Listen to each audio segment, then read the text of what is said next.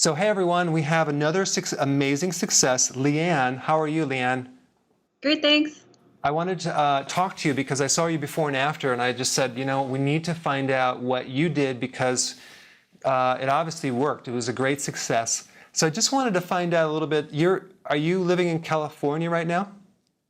Austin, Texas. Oh, okay. Similar. Yeah, real close. And then were you overweight your whole life?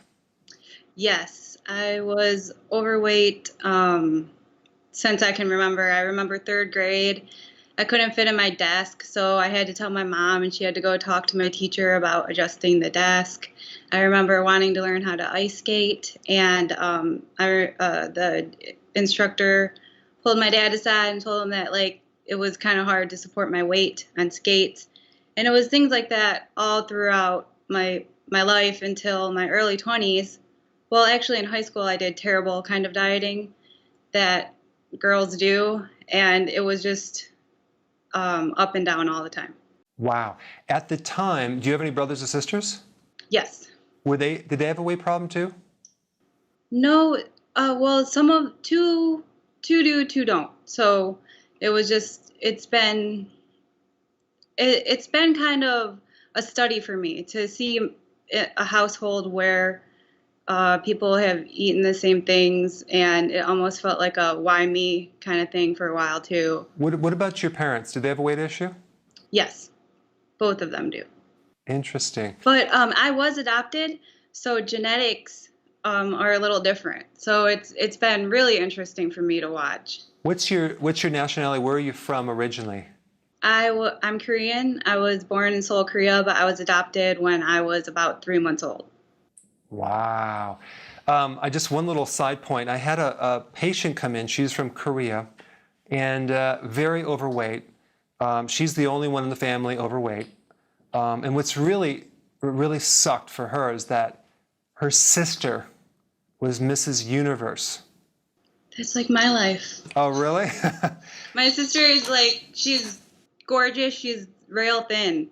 And it creates this, it was really hard. Yeah, I could only imagine because, in fact, this patient, she ate so much better than her sister. But, Right. That's interesting. Okay, so you went along, you hit your 20s, and then what happened? Then I tried to eat healthy and exercise. I think I was probably 220 at my heaviest, so a lot of the weight was pretty easy to lose. And then once I got to a certain weight, I kind of plateaued for years. It was up and down, but probably till about 170 is when it just plateaued, and it's just been up and down ever since. Interesting. And what did you start? Did you find something did you find the ketosis and intermittent fasting? Did you find that recently, or is that something you've been doing for a while? I just found it about 4 months ago. I had heard about it through a few people, and I actually found it for mental clarity. And my struggle with my weight has been all the time, and I kind of never felt like there was light at the end of the tunnel. It's kind of like I didn't know in a month from now, am I going to be 10 pounds heavier or am I going to be 2 pounds lighter? I had no idea. It was just always a crapshoot. So I found it I cut sugar out, and then I started researching, and I found the ketogenic diet, which is so much fun. I've had so much fun with food ever since I started. And it's just, with dieting before, I felt like I was always avoiding things with no fun stuff on the other side. But now I feel like it's delicious and it's doable, and I don't feel like I'm depriving myself, and I love it. Wow. And has it helped you in other ways, health-wise? Oh, my anxiety. I have anxiety. I do have anxiety, and I have almost no anxiety, besides the natural anxiety, nothing crazy like I used to get. And I don't know, it's been crazy for me because it's just been so helpful with my mood. And I do intermittent fast. I fast for 16 hours and then eat for 8. And I by 11 o'clock at work in the morning, I feel like a body buzz almost, where it's so crazy. I can just feel the effects of fasting and how it feels great. And I never thought that fasting would feel good, where I just feel energy and I just feel like bouncing off of the walls with happiness. It's really weird. That's very interesting. Now, has it helped your weight so far? Yes, I've lost, so the first 2 months I lost weight fast. I lost probably 10 pounds in the first I'm trying to think. In the first month, I lost 10 pounds. And so I was expecting it to go at that rate. And then it's sort of plateaued. But what's been awesome about the diet is that I don't want to eat any other way. With other diets, it was like, oh, forget this. I'm not doing this anymore. It's not working. I'm going back to this or that. And now I'm just like, I love the way that I feel mentally, that I don't even care. Like, I just want to continue on this way. And I think of it this way: if I only lose 2 pounds, like every month or every other month, in a year and a half, I'm going to be where I would want to be. And I don't want to change anything because of how it makes me feel mentally. Wow. It makes me feel great. The anxiety, it's been, and sweating for me, I used to think that I had body temperature issues. And ever since I started the ketogenic diet, I don't drip sweat, which has been really interesting. It's just been a complete change in my body. That's amazing. What about your size inches? Are you finding that you're shrinking?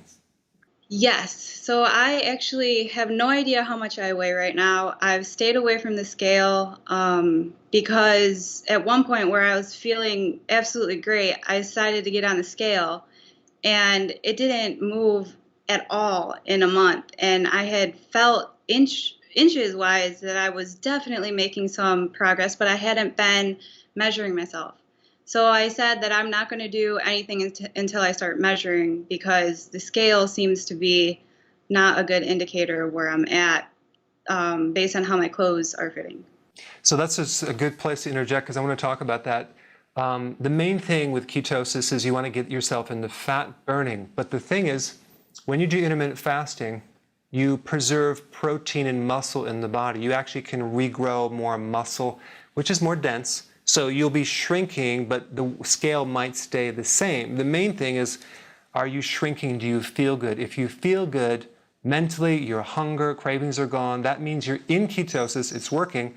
But I imagine with you, Leanne, if you had this problem your whole life and you're 18 years old now, no, just kidding, then that means that it takes a little longer to be able to get to your goal. But yeah, if you're seeing changes along the way, man, ride the wave. And then you could always start to, okay, work on 7-hour window. Okay, good. You got that down. 6-hour window. Do it gradually. And then to your point where your 4-hour window of eating, which takes time to graduate into, but more hours of fasting. But yeah, I agree. The feeling when you're fasting, you're living off your own fat. It's mental clarity. There's less stress. There's less waste products for the brain. I mean, do you imagine how many people that could get off psych drugs if they went on this? I mean, Right. Prozac and Ritalin, I mean, just, or other psych drugs like Wellbutrin and Abilify, which is the #1 psych drug out there. It's amazing. Well, I used to rely on Xanax sometimes for acute anxiety, and I wouldn't want to touch it because it would mess with where I'm at now, and I just feel great almost all the time. That I don't want to drink. I don't want to take anything for anxiety. I don't want to do anything besides feel what I feel now. And it's almost shocking, because I never thought there was a point in my life that I could get where I didn't have an edge that needed to be taken off. And it's definitely due to the ketogenic diet. And it just makes me kind of, I'm trying to be open-minded about carbs, but it almost makes me know that they just don't work for me, weight-wise and mentally. Right. I mean, that's why I always recommend the vegetable carbohydrate, because you need the vitamins and minerals somehow, and you can get them from organ meats, but a lot of people just don't want to eat liver, kidney, and brain anymore. So then we have vegetables left, right? When did you find my videos? Oh, Probably when I first started the ketogenic diet, so like four months ago, and they definitely were my go-to for, because everybody has their different opinions that aren't really based on science or just based on experience, and I felt like you kind of gave me the facts. Like I didn't really have to wonder about more of an opinion. It was all just scientific facts, it felt like. Awesome. Well, it's obviously working, and so you want to ride the wave. And so, can you give me an example of what you would eat in a given meal? For breakfast at noon, I usually eat either sausage and bacon and eggs, guacamole that I make just with avocado and salt and lime juice and a little bit of garlic powder. And then I'll do sour cream sometimes, depending on where I'm at, how I'm feeling. Sometimes I'll try to be low on fat. I've definitely learned that fat is not a target. It's funny because when I first started the ketogenic diet, I was like, fat everywhere. But I realized more that it's not a goal for the day. It's kind of just like a guide. So depending on how I feel, I'll eat the sour cream with it. And I've been trying to do more vegetables with breakfast, which is kind of hard because it seems like tomatoes and onions are the ones that I usually go with, and those are higher in carbs. So breakfast has been interesting. I've been baking kale and putting it into my scrambled eggs more, but it's definitely been a challenge to find vegetables to put into my breakfast that aren't high in carbs. Yeah, it really is. I'll probably do a kale shake usually. And then what about for dinner? What would you have? Dinner, my go-to is mashed cauliflower with butter and cream. I love that. And salads, a lot of taco salads. So that's just romaine lettuce with hamburger meat and guac, and usually just a little bit of salsa. Or I'll do a Cobb salad. Salads are awesome for me. And once I started the ketogenic diet, my palate became I just wanted really simple things. So it's been really easy just to buy like maybe 10 staples every week, and then just use them. I used to think about what I was going to eat all the time or where I was going to go, and it was always like Chinese or pasta or something high in sugar or carbs. And now I just eat whatever. There have been opportunities where we could go out to eat multiple times, and I could pick anywhere, and I'm like, I want to eat at home. I don't want to eat anywhere because I just love an avocado just plain with some salt and a spoon. It's like one of my favorite things ever. So it sounds to me like you're gravitating to healthier foods, like your body is like craving health foods. Right, and I never thought that could be possible. I think it's something that you don't understand until you feel it, because it's amazing how I just don't crave anything anymore. Especially, I used to be addicted to Sour Patch Kids and Diet Coke. Like those are my things that and I wouldn't touch either one of those now. Or when my boyfriend doesn't do the ketogenic diet all the time, he definitely is opening his eyes. But when he orders pizza on like a Friday night, I don't want anything to do with it, and I don't even feel a fight within myself, because I wouldn't want to knock myself out of ketosis after all the work that I've put into it, and then I just love the mental clarity. So That's so awesome. I mean, it seems to me like if you were to summarize it up, you're more in control of what goes into your body. You're eating for health. Food's not controlling you anymore. Right. If someone craves the Sour Patch Kids or a lemon, that's usually a choline deficiency. And choline is the key mineral, B vitamin, to help you with a fatty liver. So it's interesting. And believe it or not, egg yolks are loaded with choline. So you would think that would be the opposite, but no, it isn't. But yeah, choline, if you actually get the supplement choline and suck on them, they taste lemony, sour and lemony. And if you take someone that likes them, like sour candy, they'll just like eat those like candy, and it's just a vitamin, it's choline. So Just a side note. Yeah, and the other thing is that I think that when you start to do a ketogenic diet and doing intermittent fasting, people generally need more dietary fat because they have a blood sugar issue and they can't go from one meal to the next. So they're going to have to increase the fat to sustain them. And then when you actually adapt to ketosis, you're burning your own fat, which you don't need to add as much, and you can just go longer because you can switch to your own fat a lot faster as your meal. It's awesome. Yeah, that's awesome. So I just want to say thank you for doing this this interview. I think it's going to give a lot of people just motivation to think they can do it too, especially from where you came from. It's doable, and all these extra benefits. I mean, I don't know why someone wouldn't want to jump on that and start doing it. You know, do you find friends or family are like looking at you like, what are you doing? And they get interested, or what happens with that? Right, definitely. My best friend she started trying to ease her way into it slowly. And it was funny because when I started the ketogenic diet, my boyfriend was kind of like, what are you doing? Kind of freaking out about all the fat that I was buying and everything. And I was like, just give me a month. I was like, just let me, like, don't tell me how you feel about this. Don't knock me off track. Just give me a month. And I remember I was in the kitchen on a Friday night, and he was on the other side of the apartment, and he looked at me, and he's like, oh my God. He was like, you were losing so much weight. And at the same time, I'm like eating a thing of brie, you know. It's just been so much fun. It's almost like keto flu wasn't as bad as adapting wasn't as bad as I had thought.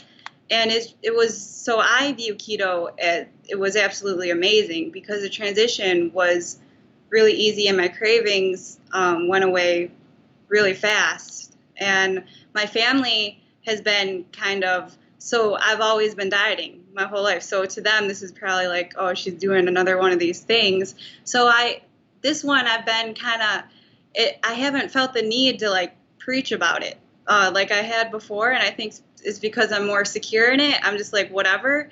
So I'm just quieter about it because it's more fun to change quietly for me. And I noticed that people are kind of turned off by it because they just don't understand the science behind it. So they think that it's just this crazy thing that you're doing. So I feel really bad when I see people in the morning, like how I would do the same thing. I would make like a fruit smoothie with like a banana and like a strawberry. And I would end up like washing down breakfast with it instead of it being my breakfast. And I could never understand why. And just the science behind it all makes complete sense.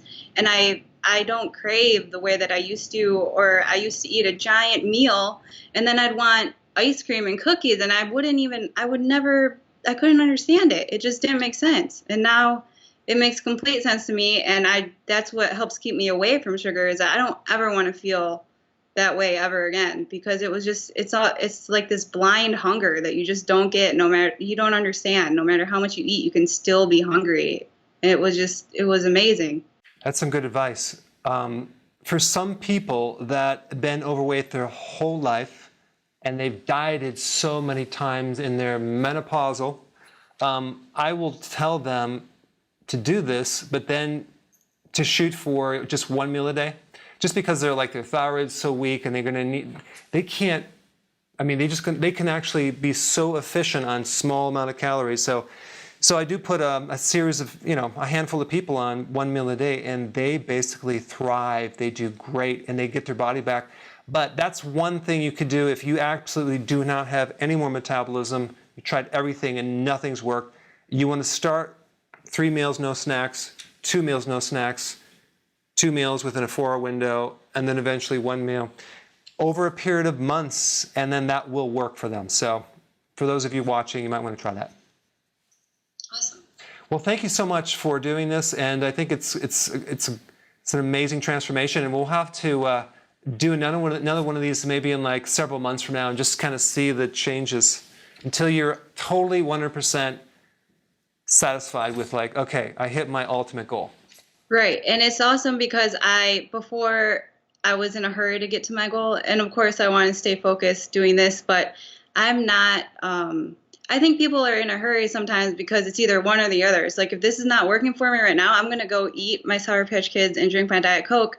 And I just feel like this is the most steady thing that I've done, where I just feel confident in what I'm doing and I feel great along the way, that if it happens to be a year and a half instead of 6 months, which it shouldn't be, but if it does, then I'm okay with that, because I know I'm going to feel great mentally the whole time. So it's not like a one or the other kind of thing anymore. Right. Yeah, you're not suffering. Right. You're enjoying it, and it's not hard.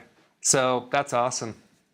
I feel for these people that are struggling trying to diet, and they don't have a clue. They're eating small amounts, but they're still eating carbs, and I'm like, oh my gosh, I don't know how they do it. That's rough. Right. Like, they must be starving all the time. Starving, and oh my, it's just torture. So. Right. Well, thank you so much. I appreciated your time, and I think we have a great interaction. So, all right. Well, have a nice day, and I'll talk to you soon. Okay. Okay. Bye. Bye-bye.